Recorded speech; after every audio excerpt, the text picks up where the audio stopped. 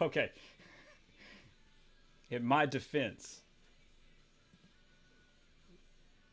I I don't know if Luke is fucking with me or not, but Luke just put where is it fitting?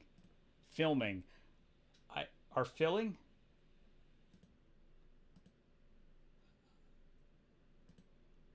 That's what she said? I mean, it it's anyway, right now Clayface is filming in Liverpool. Um so if you're close to Liverpool, you can go by and see the Gotham City Police Department cars and the civilian cars and the news trucks. Pictures are posted in the Discord. They're posted everywhere now because it's too big of. I mean, like, come on. I mean, like, if it hasn't, it's everywhere. You can find those You can find pictures. There's probably even more pictures out. Like, to be honest, those were the pictures that I found. And now there's probably even fucking more. Um, anyway, hi. So I thought this was a fun topic in the Discord. So I thought, hey, let's bring it around. Let's bring it around for a little some Friday night fun. See what I did there? Um, Everybody wants to talk about Marvel. Obviously, Marvel's a big deal. Used to be the king of the theater. Superman changed that. Da, da, da, da, da, da. I assume Luke is going to pop in, so I'm not going to answer him on Discord. But it is filming in. Yeah, it is Liverpool. Oh, there you are. Hey, Luke. Well. If it isn't Daddy, says Radio. That's yeah, it is. Daddy's always. You can always bet on Daddy. Yeah, Luke. It is in Liverpool, so I don't know the exact location because all I have are those pictures. But if you recognize it, you'll probably be able. If you had time on Saturday, you might be able to go and see what's going on, and see if you can spot any actors or somebody dressed like Batman. I'm kidding. They're not going to film Batman out in the open. If Batman does appear in this movie, they're going to do that at Pinewood on a closed sound stage. But okay, so anyway, Marvel reboot featuring Kevin Feige. So let's ignore, Secret Wars. Let's forget about redoing the multiverse saga. That's a separate conversation that probably isn't that interesting. Luke says he might go check it out and get some set photos. Awesome if you do. Post them in the Discord. I mean, post them wherever you want, but also post them in the Discord just so we can see them. So, because I went on a little bit of a tangent about the multiverse saga in the Discord. I'm not going to do that again because to me it's not worth it. Like, it is the films we have; they are what they are. Like, we're stuck with that. Like, pretty much that's it. That's what we're stuck with, and that's fine. But what happens after the reset? What happens in 2028? You know what I mean? What happens in what is the November? What happens in well, I doubt the November 2027 film is going to be post Secret Wars. I don't think they would. I don't know. Anyway, I'm getting on. I'm going off on a different tangent. Either way, multiverse saga is the multiverse saga. We got that. We're stuck with it. But what happens in 2028, right? These are only films. That's all this is. This is only films. I'm not really worried about Disney Plus shows or things like that. I have my own idea on how I would do Disney Plus. We can have that conversation in this live stream too. If we got an hour, I usually try to accommodate an hour for going live. So anyway, what does it look like? For me personally, first and foremost, I believe, and I feel the same way for DC as well. Everything, like, my Marvel reboot is built on low budgets and 3 films a year. 3 films a year spread out far enough that they don't hurt each other, and we go from there, right? So for me, those 3 films a year are February, July, and November. That should be Marvel's release schedule, in my opinion.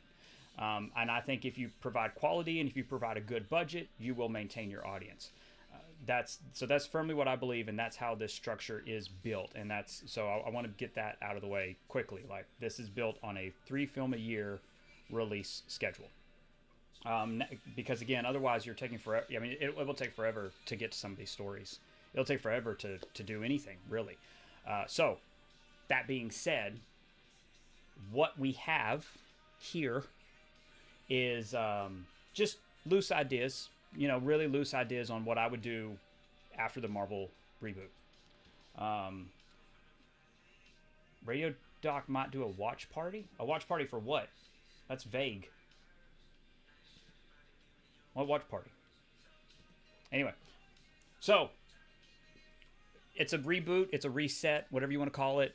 If Marvel, if Marvel follows the trend of what happened after Secret Wars and everything that they're kind of implying what's going to happen after the Secret Wars film, and just like what happened in the comics too, we're going off of it's a refresh, it's a reset. It's not a full reboot where characters don't know each other and all that kind of stuff, but it is an actual introduction to the X-Men. We're not going to see origins for most of the major superheroes. Captain America, Iron Man, Thor, Hulk, we know their origins. We're not going to get their origins, but we are going to get origins for all of the mutants. Mutants are a center part of the next 3 phases as far as what I've built out. The first one in phase 1 is Weapon X. Now, Weapon X would feature Captain America and Hulk, and it would, again, Weapon X, so that's a Wolverine film, and it would primarily be Wolverine versus Hulk. There'd be a couple of flashbacks. Captain America would fit in, and Captain America and Nick Fury, preferably played by somebody like George Clooney or whatever. Because, again, everything in this phase is built on literally everyone being recast. Oh, Skibidi Toilet. Okay, yeah. Well, you've been busy and sick. Anyway, so phase 1 of the Marvel reset begins with Weapon X.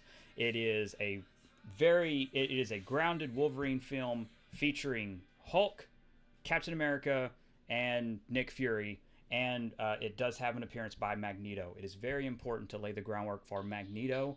Magneto is a central character in this trilogy of phases. Magneto's going to be everywhere. It's about his presence. He's not going to be someone that you defeat, but he's going to be present in a lot of different projects. So Weapon X, first and foremost, will have an appearance by Magneto, and it features, like I said, Captain America, Hulk, and Nick Fury. Then we have Nova. Nova Corps takes us to space. It stars Rick Ryder and Sam Alexander, and it features Thor and Beta Ray Bill again. So we're immediately launching separate films, but that have iconic Avengers co-starring in them. Thor, again, the idea being he would be played by an entirely new actor. You see where I'm going with this. And again, we would finally get Beta Ray Bill. The Nova film would begin to set up a cosmic story that's going to be running. The cosmic subplot basically is going to be something that runs across multiple phases and doesn't necessarily conclude in phase 3, but it is something that that will be running through, because the idea is to build to something in phase 4, 5, and 6 for the next trilogy of phases, if you will allow me. So anyway, we get Nova Corps, we get Thor, Beta Ray Bill. That's that film. Then we get a S.H.I.E.L.D. film. It's really important to me. I've always wanted a S.H.I.E.L.D. film. I believe you can do it for about, in my opinion, I think you could do S.H.I.E.L.D., but for $50 million. You could highball it and make it an 80 million movie. I don't think it needs to be that much, but S.H.I.E.L.D. would feature Captain America and Iron Man. So again, we get another film with Captain America, and we get Iron Man in there. We introduce Iron Man through S.H.I.E.L.D. Again, not only does it give a little bit of a boost to its box office, but it will get more eyes on it, which I think is important, and it will give us a way to introduce the relationship between the recast Captain America and Iron Man without it being focused on in the debut Avengers film, which is Avengers. The next film on the project is, of course, Avengers, and it is Earth's Mightiest Heroes. That is its subtitle. That would bring together Steve Rogers, Captain America, Tony Stark, Iron Man, Thor, Odin's son, Bruce Banner, Incredible Hulk, Henry Pym, Ant-Man, Janet Wasp, and Scarlet Witch, Vision, and Black Panther. Earth's Mightiest Heroes would, again, it's called Earth's Mightiest Heroes. It would be completely, it's an Earth story. Hulk isn't So Hulk's individual film rights are owned. He can still star in anything else without another company. He can be in anything without another company. But yes, as of like today, the most I've heard is that Hulk's film rights are still owned by Universal.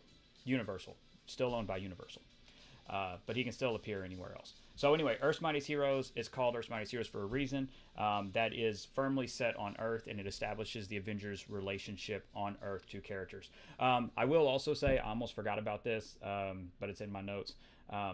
Just to wrap back around to Shield, Shield would also feature an appearance by Magneto, specifically Magneto breaking out of a Shield facility. Because yes, we are going to find a way to explain how Magneto is alive, even though he was 13 during World War II, and he had been put on ice.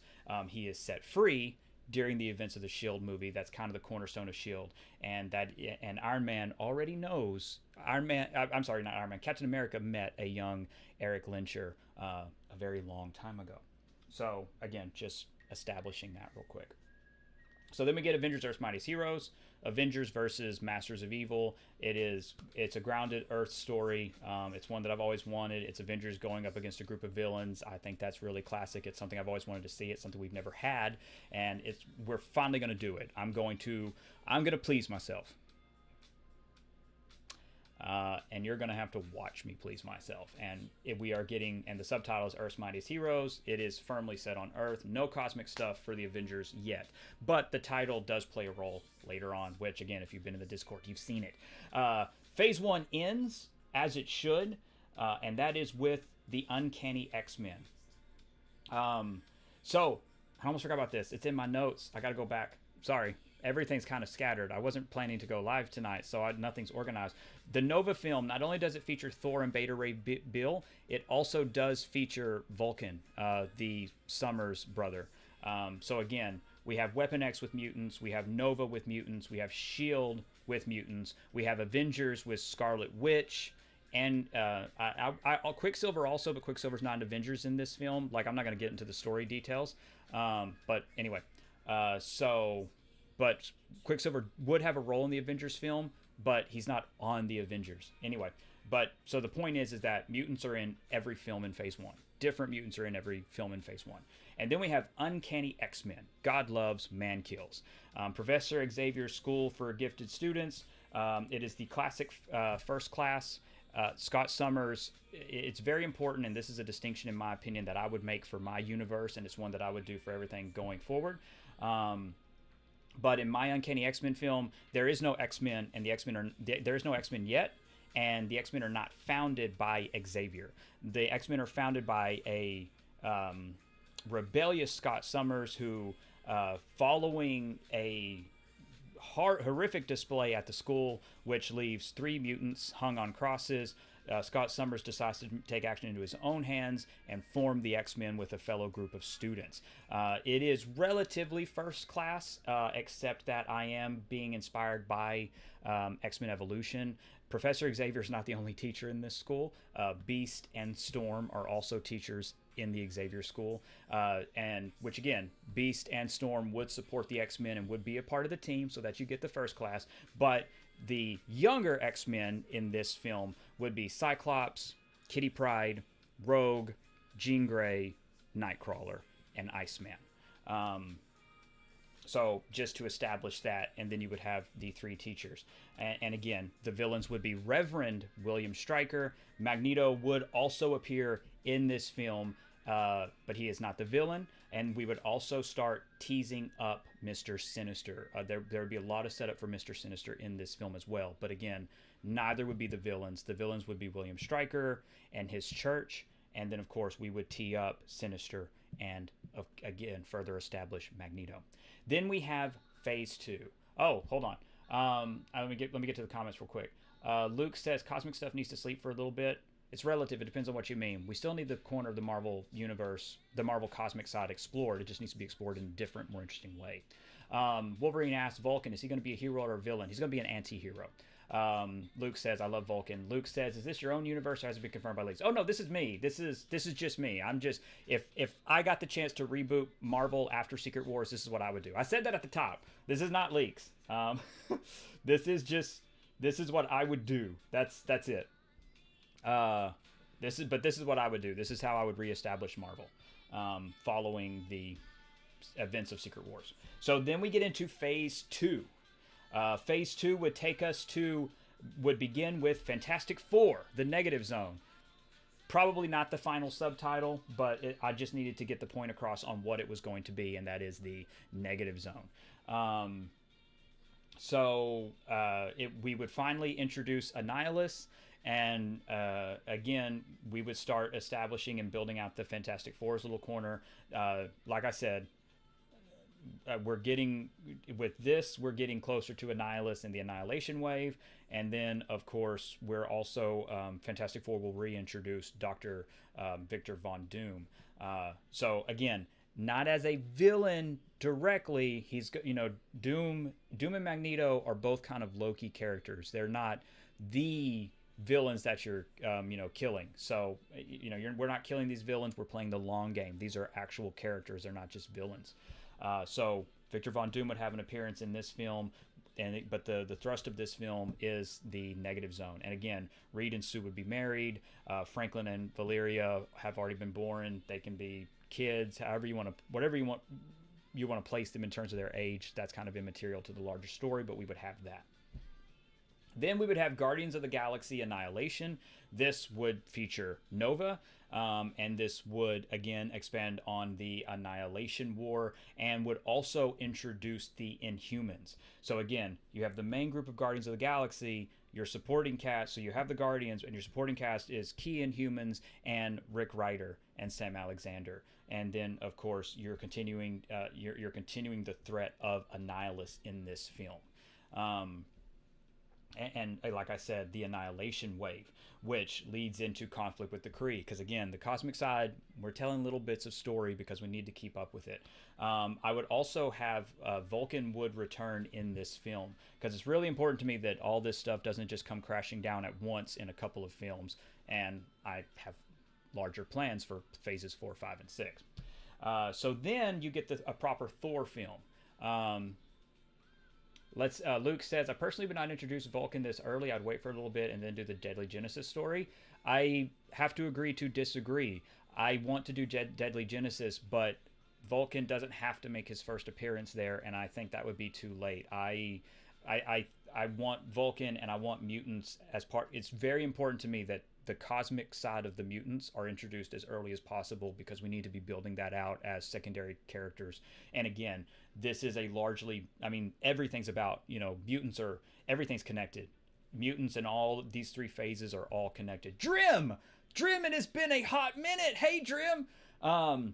Wolverine says Inhumans versus Vulcan, like War of the Kings, sort of, but it's not full on War of the Kings, because again, we're setting the table, because we're getting to, the goal is to get to other stuff realistically over time and build to these stories naturally. Then you have, after Guardians of the Galaxy Annihilation, you have Thor and the Gods of Olympus. Again, taking into account all the Marvel projects we've had before, Thor, Beta Ray Bill, and Jane Foster return. And again, in this reset, Asgard exists out in the cosmic side again. Asgard's out there. Everybody's been resurrected. Nobody's dead anymore. So you have Thor and the Gods of Olympus, and like the main, again, so you would have Zeus and Hercules, and then you would have Thor, you would have Jane Foster, you would have Loki. That is the thrust of this film, and of course Beta Ray Bill. That's that film, getting into that side of Marvel, and again, still cosmic, but a different cosmic side. Then you would have Captain Marvel, the Kree War. This, again, continuing to build off of the Inhumans and the Kree. So what happens here is, following the Annihilation, following the events of Guardians of the Galaxy Annihilation, the galaxy's incredibly destabilized, and so immediately you have the Guardians of the Galaxy, Nova, and again, you have Ronan the Accuser and the Kree all going to war. And that is important setup, because that is go that all everything that's happening in the Kree War is what's going between Kree, Skrulls, and again establishing the Inhumans. I say establishing because this is where it gets important. All that is a major cliffhanger too. Again, it has an ending, but we're building to something. Then we get Uncanny X-Men Sinister. Not a final title in any way, but this film, again, continuing on where we left off before, Mr. Sinister is the main villain, and it is the first class. We introduce Gambit. And Angel, and we kind of start slowly teasing Sinister working for, Sinister might be working with somebody, and it's not Magneto. Again, Magneto is a supporting character in Uncanny X-Men Sinister. He's not the villain. We don't know what he's doing yet. That's the thing. Magneto's up to something. He's up to something throughout both these phases, but we're not sure what that is. But we know he's up to something, and that's really, really important. But again, Mr. Sinister is the villain in the second X-Men film. Then Phase 2 ends with Avengers Beyond Earth, because Earth's Mightiest Heroes Beyond Earth. This Avengers film brings together the Guardians of the Galaxy, Nova, and Captain Marvel. The Kree, the Skrulls, massive war breaks out. And the Kree have come for the Inhumans. Turns out, the Inhumans have been hiding on our moon the entire time, and nobody knew. And that brings the war to Earth. So, again, relatively to Earth, space around Earth and all of that. But it brings the war here. It keeps it personal. It keeps the stakes very high. Again, it's the Marvel Universe. Like, it's gonna get here, you know what I mean? So Beyond Earth is that massive war, and it also it brings Vulcan to Earth, and it starts setting up. Again, there's a lot of setup here, but it does deal with that war, and it gives us opportunity to redo Secret Invasion. It gives us little bits of opportunity to retell stories in a different way. Literally on actual Tuesday. They're doing some pre-production filming and some establishing shots right now, but actors are supposed to be on set on Tuesday. So that's the end of Phase 2, Beyond Earth. Phase 3, we've seen all the Avengers. We've seen all these characters in group films. Audiences have gotten comfortable with the recasting. Phase 3 begins with Captain America. We get a Captain America Steve Rogers film immediately. For me, I think it'd be very topical. I would do an adaptation of a Hydra story. I would bring Hydra back. Obviously I don't want to retell First Avengers. I don't want to retell Winter Soldier, but I do want Hydra to be the villains. I think it's topical, and I think you could do it in an interesting way. But I want Hydra to be the villain in this film. I'm up for discussion with that creatively, but that's what I would do. Then Iron Man. That's weird. My audio, everything's green for me, Luke. I don't know. I'm literally green on everything. So I cannot explain that. Yeah, hang on. Am I still like one? Yeah, I'm still green. I don't know. I don't know, Luke. Mine's good too. Mine's coming up green. I don't know. What the fuck was I doing? Oh yeah, Captain America Phase 3. Captain America kicks off Phase 3. Like I said, I would want Hydra to be the villains. I got some loose ideas for a story, but I just think it's relevant, and I think it's topical. I don't know which mutant. I hadn't made a final decision, but I would have a mutant featured in Captain America as well, or mutants. Iron Man would continue. Again, more mutants. Sentinels, because again, it's Iron Man. I would have Sentinels a part of that story. But again, it would also be a mutant adjacent story, because again, Phase 3 is really important. We are really, really building to something. All the mutant stuff and all the mutants in the other two phases and everything kind of comes to a head here. So Iron Man would feature mutants and Sentinels. Captain America would feature Hydra and mutants, and then we get Wolverine, the best there is. So again, another Wolverine film. Weapon X was a Wolverine film. Wolverine, the best there is. This would dive into Wolverine's story a little bit. We would get Sabretooth. We'd get characters like that. So anyway, that's there. It would still be Wolverine on his own. He's not with the X-Men, but it is important to establish that. Then we would get the Uncanny X-Men film. And this film, I really would want it to be called this. I guess we could debate it, but I just think this is a great title. I think this is a great subtitle. But Uncanny X-Men Asteroid M. Again, we're getting the X-Men after all the space. We've been everything. There's space association throughout all these phases. Well, Phase 3 finally takes the X-Men off Earth to space a little bit. We get Uncanny X-Men Asteroid M, which is exactly what you expected it is. Hey Ronnie, I guess evening. It is 6:57 p.m. for me, so I guess evening. But whatever time of day it is for you, hi, hello there. But yeah, so Uncanny X-Men Asteroid M, Magneto full on. Magneto finally enacts the plan. I don't think it could spoil too much because it would be in the trailer. I'm not hiding Asteroid M at all, even in the trailers. I would show it. Asteroid M is a key plot point. I would not try to hide it, so I would 100% put it in the title. 100%, because like everything's been building towards it. Everything has. All the mutants and Magneto's machinations, all the little Easter eggs and stories I put in the other films. For people who paid attention, who watched everything, they would be rewarded because they would know Asteroid M is already coming. But it wouldn't be overt, so you don't have to watch all of these films. But they are all, I really made an effort that everything connects, especially for these 3 phases. Like I said, there's a mutant in every single one of these films, or it's a film about mutants, and that's important to me. So Magneto's plan finally comes to fruition with Asteroid M. And then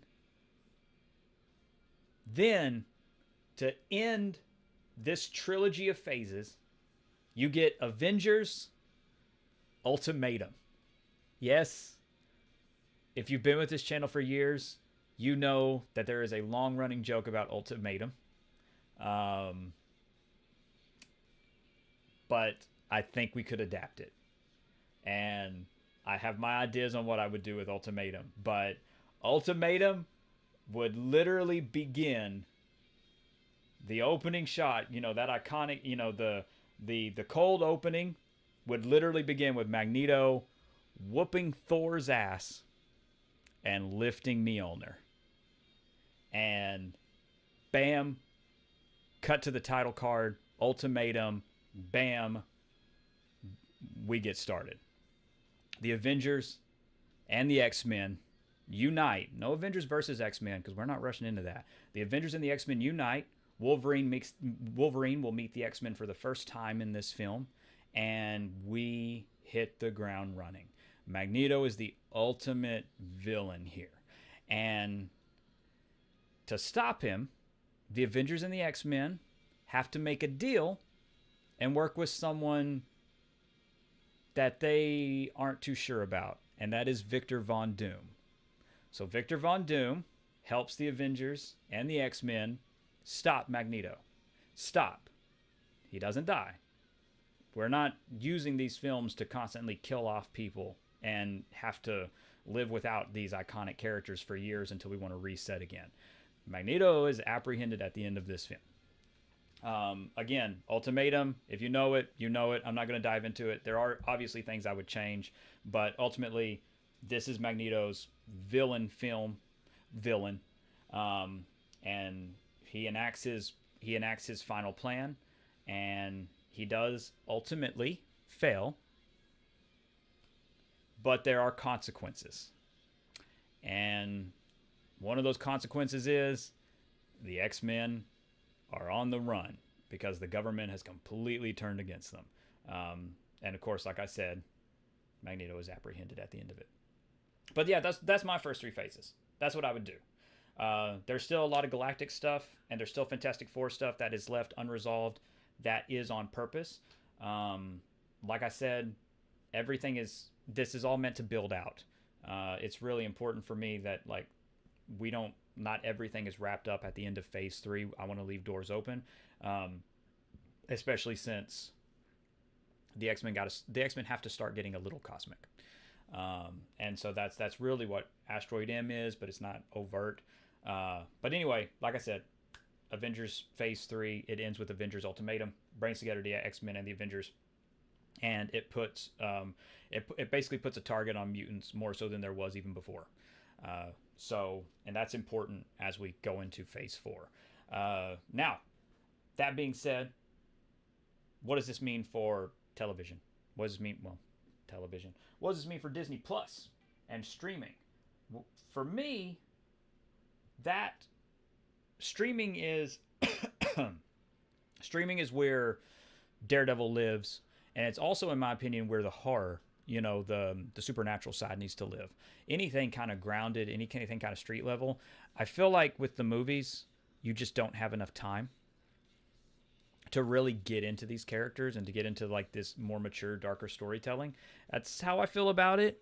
You're free to disagree, but it's how I feel about it. But like Daredevil, Punisher, Man Thing, Werewolf by Night, Blade, they can be done so, and I don't mean this rudely to the projects, but they can be done so cheap that it doesn't make sense not to take advantage of them. We have these films with all these huge beloved characters. Let Disney Plus have its own corner. And for me, that corner is the creepy, the supernatural, the ground, the ground level, the street level, however you want to use the phrasing. But that's where that needs to exist. So again, in terms of exploring seasons versus special presentations, I would immediately have a Man Thing special presentation. That's what she said. I would have eight episode Daredevil series. Again, none of these tie into the films. These are tying into their own events. I would have an 8-episode Daredevil series. I would have a Man Thing special presentation. I would have 8-episode Punisher series. I would have an 8-episode Heroes for Hire series, which again, that's Luke Cage and Iron Fist. I would have an 8-episode Jessica Jones series, and like series, ongoing narratives. I would have a Moon Knight special presentation just to kind of garner, is there interest here? Do people want this? Do people want Moon Knight in the reboot, or should he just be a supporting character? But yeah, so like I said, Blade, Daredevil, Heroes for Hire, Jessica Jones, Punisher, all of them would exist on Disney Plus with their shows. That's really important to me. And this is also where, not forever, but this is also where I would put Doctor Strange and his Academy. I would put that on Disney Plus as an 8-episode series. I think there's more than enough there. Ronnie says, Greg, I wanted to ask. No, you're not bothering me, man. We're live. You can ask anything. But is there a certain reason Mike Coulter is going to be at New York Comic Con with the Daredevil cast? I mean, weren't they together earlier this year too? Yeah, they were. Mike Coulter was at a convention with everybody. I mean, it's New York Comic Con and it's easy money. I mean, like, honestly, I don't, if he's in anything, I don't know it. I mean, like, I'm being honest, but I also don't want to create a false expectation. He has been at other cons with Charlie Cox and Christian Ritter, like everybody. He's been at other cons with them even this year. Last year too.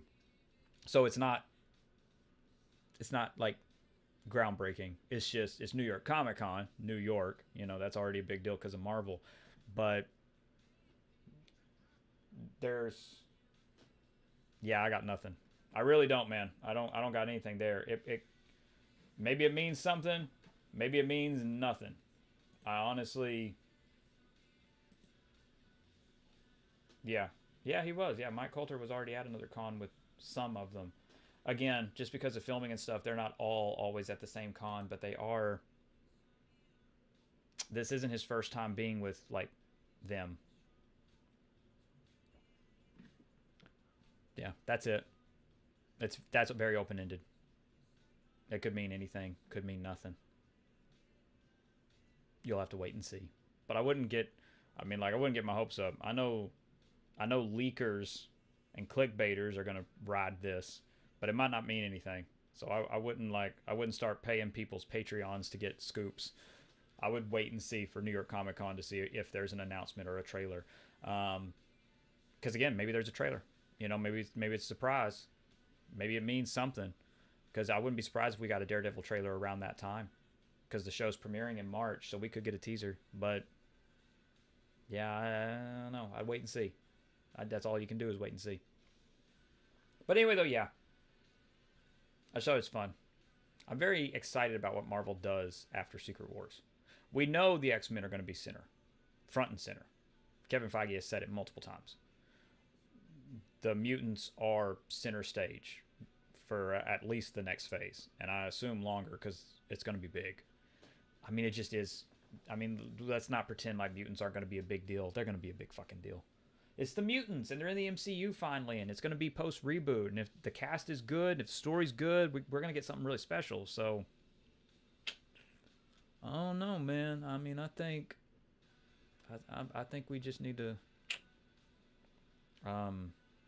accept that the mutants are going to be center.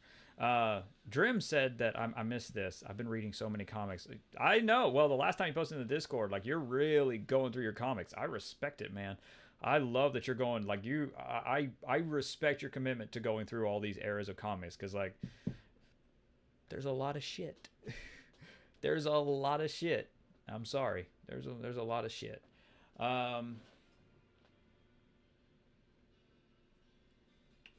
says, "Yeah, I want to see what Marvel is doing after Secret Wars. It excites me. It does, because there's so much potential. You know, I feel like we're gonna get what James Gunn has done with the DCU, but with Marvel, where we're, and you can see that in my first three phases. It's not taking the audience for granted, and it's assuming that you know these characters already. We're gonna hit the ground running. If they don't do it that way, they're idiots, and Marvel is doomed. But if they do it the right way, and if they hit the ground running on story first, then we got something special. And I really hope that's what they do. I do. Like, legitimately, I'm excited for After Secret Wars. Don't get me wrong, I'm excited for the nostalgia. I'm excited for Secret Wars. I'm excited for Doomsday. I'm excited to see all these characters together. I'm excited to see the nostalgia of it. But at some point, nostalgia bait... Sorry, I'm checking my text. At some point, nostalgia bait wears off. And when nostalgia bait wears off,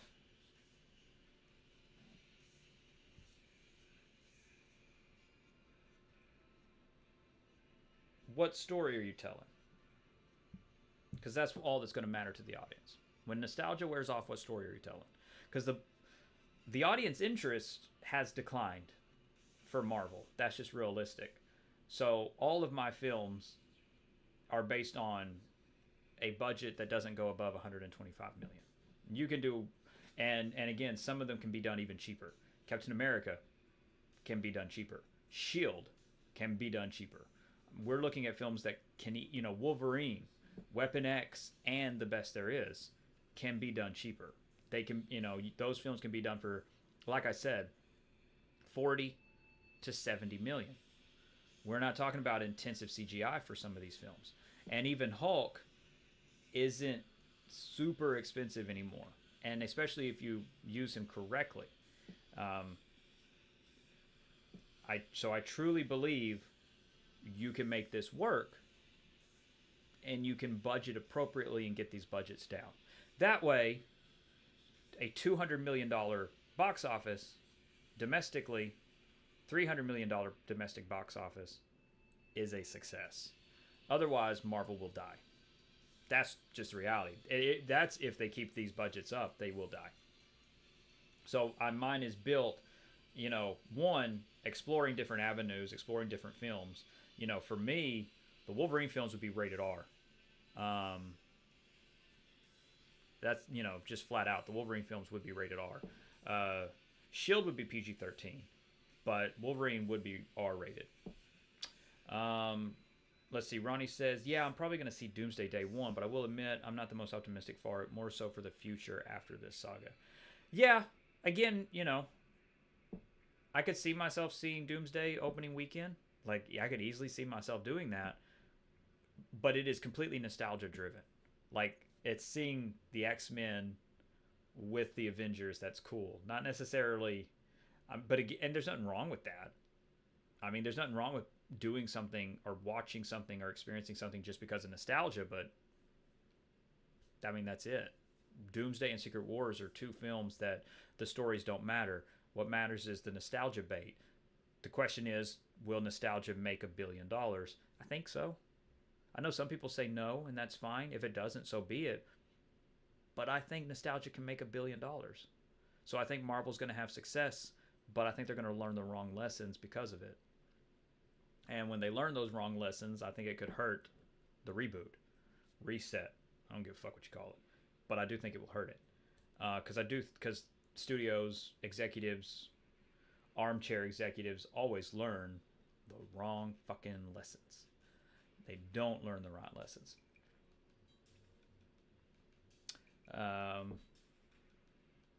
Yeah, that's it. That's pretty much it. Very impromptu live stream. It's like with Daredevil.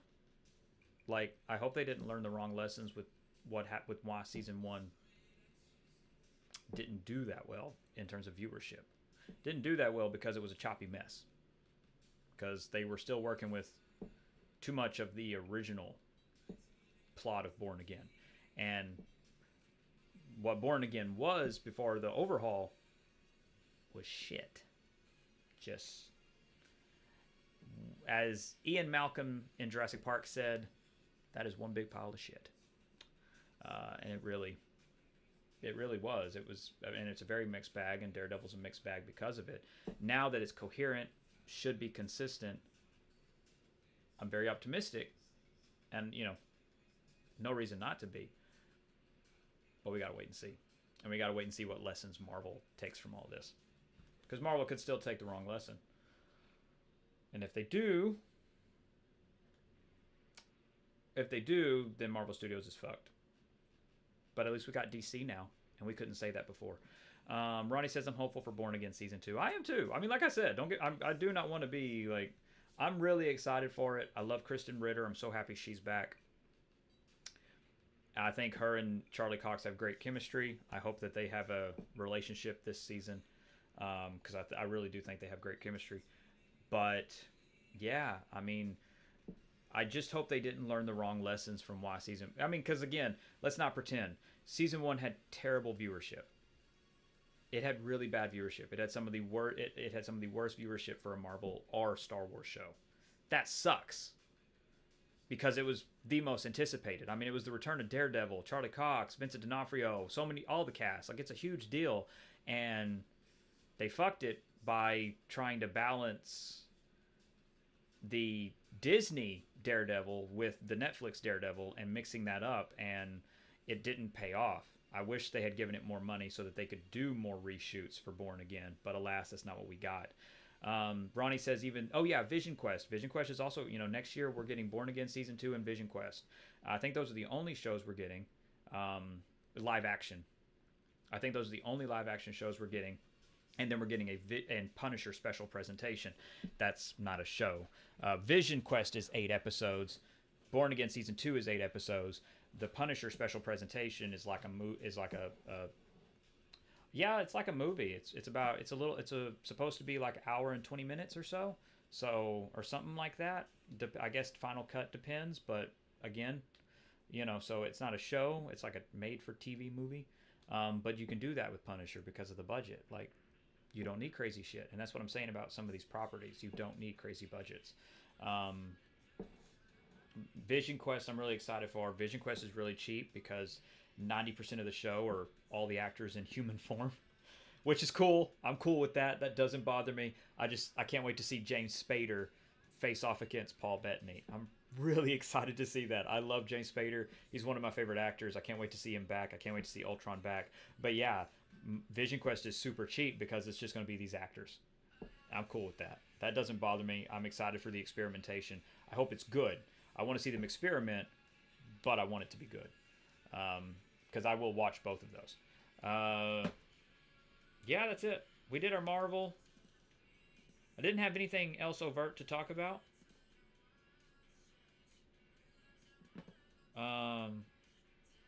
Just thought we'd do a quick little impromptu live stream, so I didn't have anything else. So yeah, this pretty much wraps it up. So unless somebody has like something fucking crazy that they're about to reveal about themselves, some personal bit of information, a tragic past, Luke, James Spader was really underrated for his performance. Yes, he was. Ronnie says, I hope we keep Ultron after.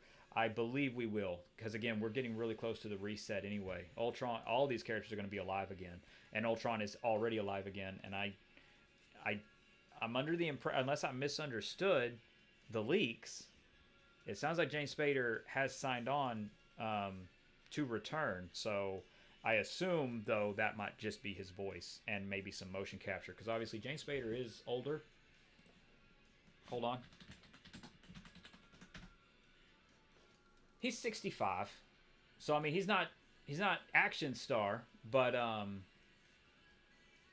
he's 65. So yeah, I mean, if he's willing, he could be Ultron even after the reset. I don't think people would complain about that. I mean, I wouldn't. I'm not going to complain about James Spader staying the voice of Ultron. Like, put him in a fucking... Well, yeah, because, hell, Samuel Jackson's older than him. Isn't Samuel Jackson like 80?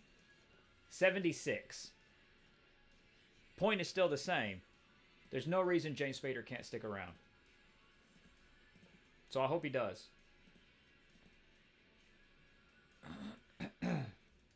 I really do. I hope he does. Because there's no reason to recast him. Because yeah, 65 this year. I mean, he can voice Ultron he can voice Ultron until he's 80. Peter Cullen's 80 and is still doing them. Wolverine says get James Spader as Megatron with the exact same Ultron voice. Yes. Yes. Because it is time to start recasting those characters. Yes. Yes. I want that. Like, I don't want Chris Hemsworth as Optimus Prime. Get him the fuck out of here and recast everyone else. I don't want anybody from the Transformers 1 film coming back. But yes, James Spader as Megatron needs to happen. Michael Bay, we might have to do a Transformers live stream. James Spader, oh, that's good. Who's Optimus Prime then? Because, don't try to capture Frank Welker, James Spader. But same with Optimus Prime. You can't just mimic and copy Peter Cullen. So who do you get? As a voice actor, I would want an inexperienced Optimus personally. A younger Optimus, because we've had the battle-hardened one. We've had the war hero. That's been done. I would want a more inexperienced Optimus.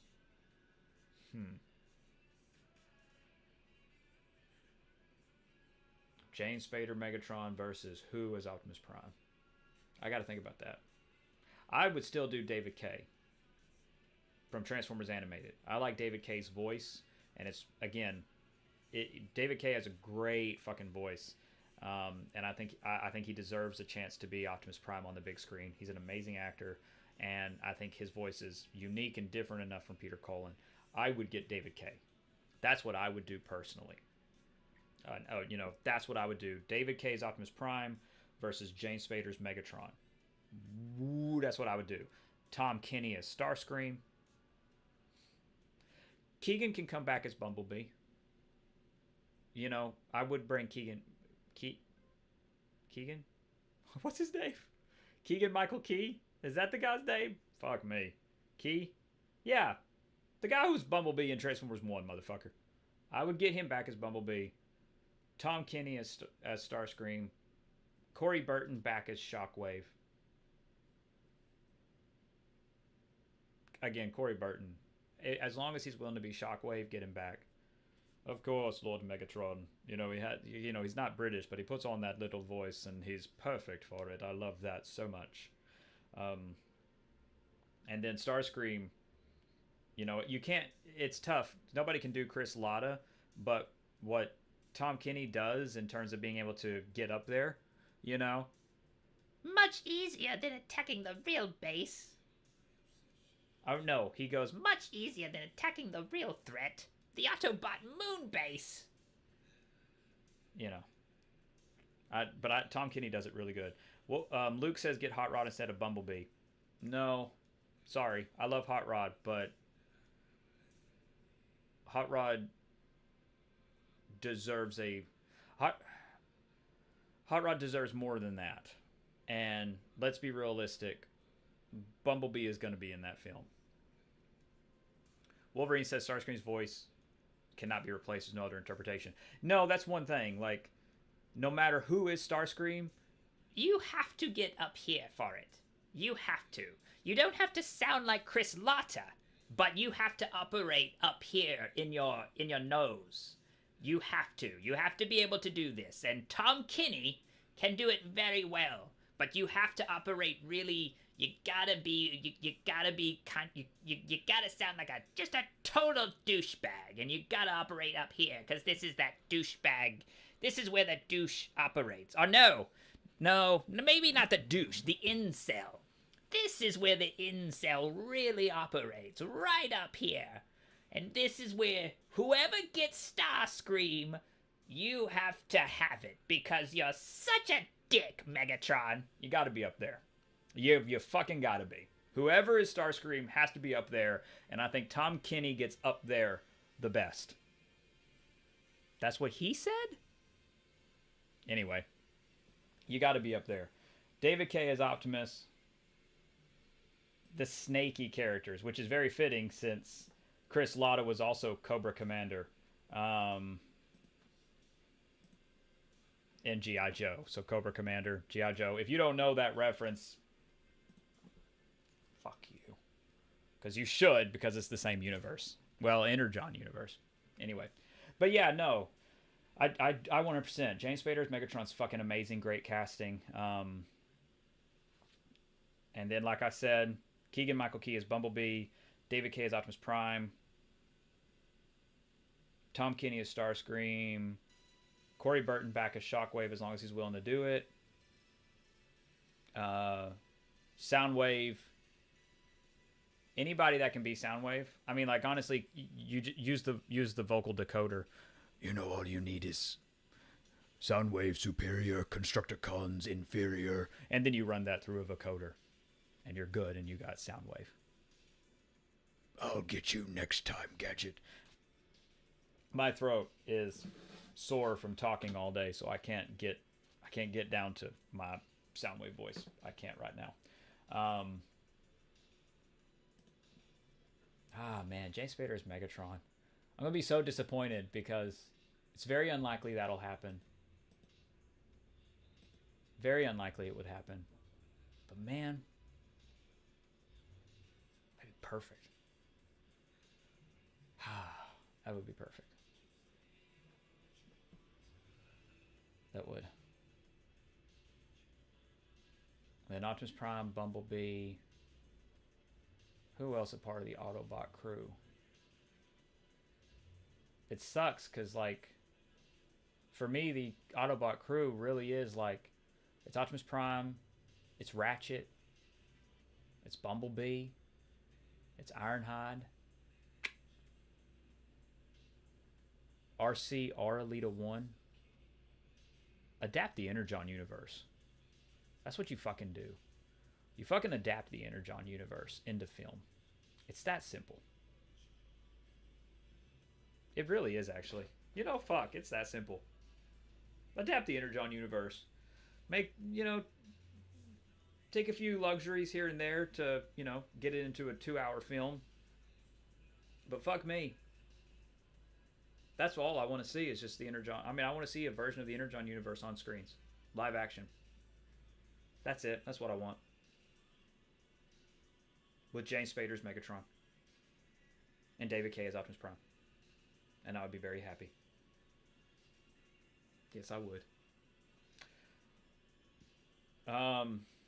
Okay, now we've got like 6 minutes for our stream. We got about 6 minutes, give or take. Or I can just shut down now. But yeah, we kind of covered all. Yeah, that's it. I just wanted to ramble a little bit. I had the time. Thought I could ramble. Thought we could all ramble. Thought it'd be fun. I think I'm going to finally play some Helldivers after this. I'm finally going to turn on some Helldivers tonight. Yeah, okay. Nothing else? Anybody? Doesn't look like it? Doesn't look like it. Just keep it right here. I got music playing. I assume you can hear it. I don't know. Okay. I love you. We'll talk again soon. Probably not tomorrow. Maybe tomorrow. I don't know. Hey, dick. For real, after this, I'll have Watch Party in BC in like half an hour. All right, man. That's cool. Half an hour. 8 o'clock? I don't know what I'm doing. But I'll be in VC. I might not. I might be doing something else. I really need to play Helldivers. And figure out if I need to grind any. Okay, now I think we're caught up. All right, there's nothing else. So we're going to wrap up here. If anybody wants to hang out in VC, I will be in VC in like 2 minutes. So, bye. Fuck you, Marvel. Don't fuck up the mutants. I love Outcasts. Probably a reason for that. Probably a reason why I am drawn to Outcasts and Misfits. There might be a reason for that. But fuck you if you fuck this up, Marvel. This is your warning because I know you're already developing the X-Men film and the 2027 films. I already know you are because you've said it. It's not a surprise to anybody.